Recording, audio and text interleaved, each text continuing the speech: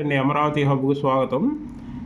రేపు మే 2నండి ప్రధానమంత్రి మోడీ గారు ఇక్కడ రాజధాని పనులు పునఃప్రారంభించడానికి వస్తున్నారు.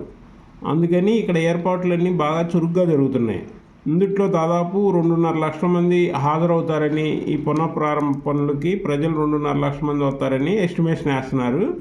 అంతేకాకుండా 150 కార్ పార్కింగ్ కానీ మొత్తం పార్కింగ్ కోసం 150 ఎకరాలు రెడీ చేస్తున్నారు.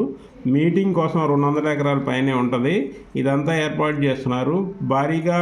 ఎందుకంటే మోడీ నుంచి మంచి ఏమన్నా జల్లు ఏమన్నా కురిపిస్తారని ఆశిస్తున్నారు. దాన్ని బట్టి రాజధానిలో మంచి అభివృద్ధి పనులు అన్నీ మొదలైపోతాయి.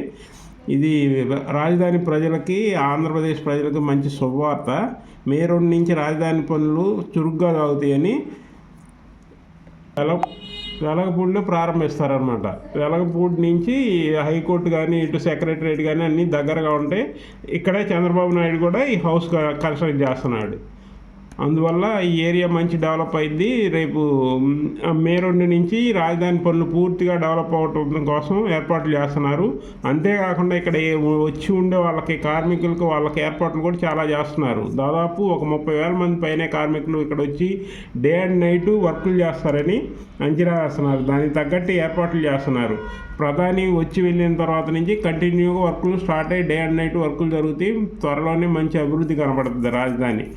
ఇలాంటి విషయాలు మరిన్ని అప్డేటెడ్ చెప్తూ ఉంటాం మీకు. మా ఛానల్ని లైక్, షేర్, సబ్స్క్రైబ్ చేయండి. Thank you.